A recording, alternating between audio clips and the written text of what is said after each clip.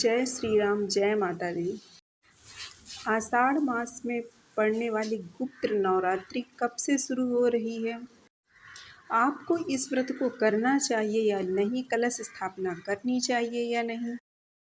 बाकी के दो नवरात्रि और गुप्त नवरात्रि में क्या अंतर है? सारी बातें इससे जुड़ी हम जानेंगे इस वीडियो में, तो फुल वॉच जरूर कीजिएगा। देवी भागवत पुराण के अनुसार जिस तरह एक वर्ष में 4 नवरात्रि आती है और जिस प्रकार नवरात्रि की में देवी के 9 रूपों की पूजा होती है, ठीक उसी प्रकार गुप्त नवरात्रि में 10 महाविद्याओं की साधना की जाती है। गुप्त नवरात्रि विशेषकर जो तांत्रिक क्रियाएं, शक्ति साधनाएं, किसी भी शक्ति की सिद्धि के लिए, महाकाल आदि से जुड़ो लोगों के लिए होती है। इस दौरान देवी भगवती के साधक जो होते हैं वो बेहद कठिन नियम के साथ व्रत और साधनाएं करते हैं। और ये जो गुप्त नवरात्रि है वो जो खासकर जो शक्तियों को सिद्ध करते हैं, विशेषकर जो तांत्रिक क्रियाएं, शक्ति साधनाएं करते हैं, उनके लिए ये गुप्त नवरात्रि बहुत ही महत्वपूर्ण होती है। तो आप ये सोच रहे होंगे कि बाकी दो नवरात्रि की तरह आपको ये नवरात्रि करनी चाहिए या नहीं। तो भगवती की उपासना के लिए 4 नवरात्रि होती है, इसमें 2 गुप्त होती हैं और 2 होती है उदय नवरात्रि। चैत्र और अश्विन मास की नवरात्रि को उदय नवरात्रि और आषाढ़ और माघ की नवरात्रि को गुप्त नवरात्रि के नाम से जाना जाता है। अब जान लेते हैं कि इनमें अंतर क्या है। सामान्य नवरात्रि में आमतौर पर जो सात्विक और तांत्रिक पूजा दोनों की जाती है और वहीं पर गुप्त नवरात्रि में ज़्यादातर तांत्रिक पूजा की जाती है। गुप्त नवरात्रि में आमतौर पर ज़्यादा प्रचार नहीं किया जाता और अपनी साधना को गोपनीय रखा जाता है।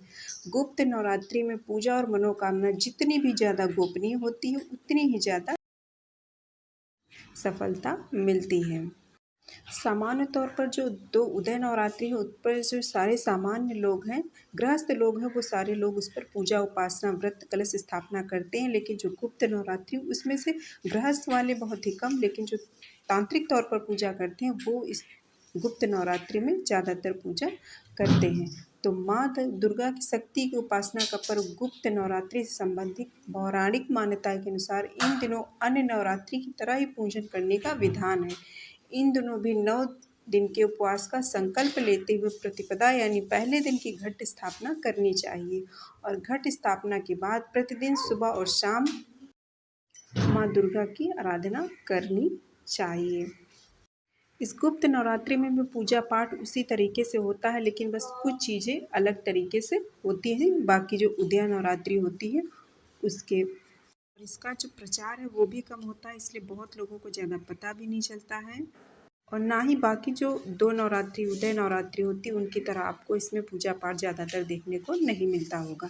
तो साल 2024 में जो गुप्त नवरात्रि आषाढ़ मास वाली वो प्रारंभ हो रही है 6 जुलाई, यानी कि आज से शनिवार से हो रही है और इसका समापन होगा 15 जुलाई सोमवार को।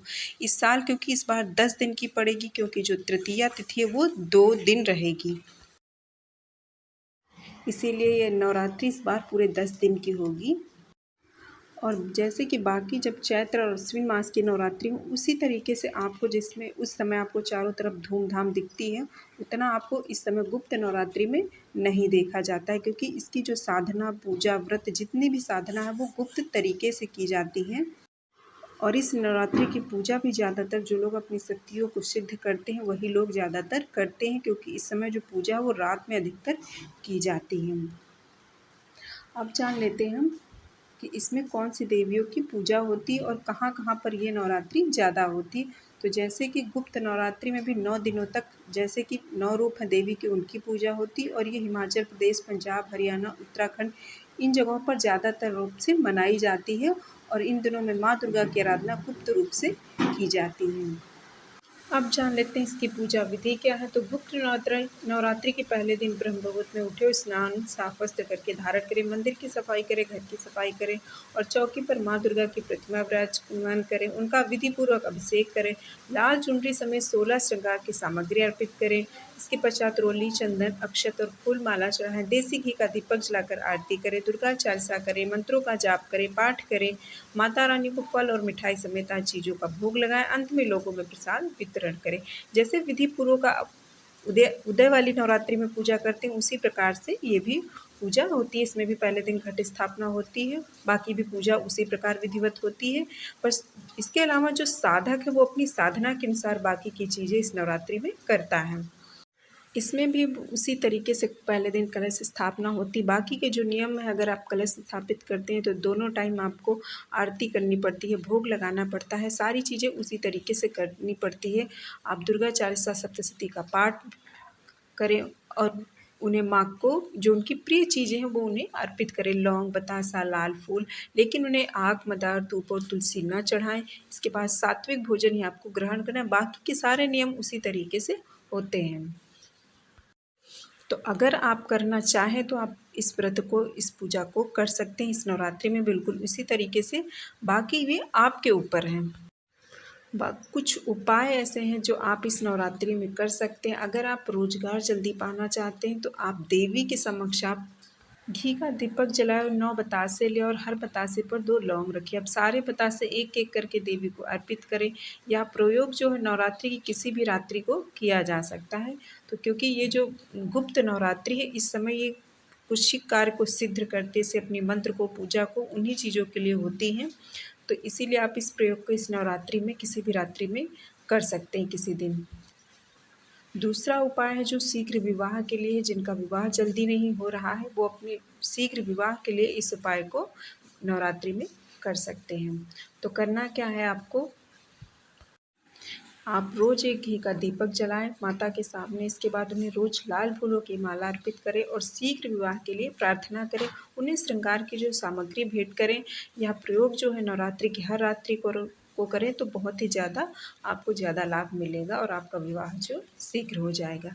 इसके अलावा धन प्राप्ति के लिए आषाढ़ की पूरी गुप्त नवरात्रि में मध्य रात्रि को माँ लक्ष्मी की उपासना करें, उनके सामने घी का दीपक जलाकर श्री सूक्तम का पाठ करें और पूरी नवरात्रि में सात्विक रहने का प्रयास करें। ज़्यादा से ज़्यादा अपना जो मन है वो माता के सेवा में लगाइए। तो इन उपायों को आप नवरात्रि में कर सकते हैं। उम्मीद है जानकारी आपको पसंद आई होगी, तो लाइक सब्सक्राइब कीजिएगा, कमेंट में जय माता दी लिखिएगा। मिलते हैं किसी और नेक्स्ट वीडियो में, तब तक के लिए जय श्री राम, जय माता दी।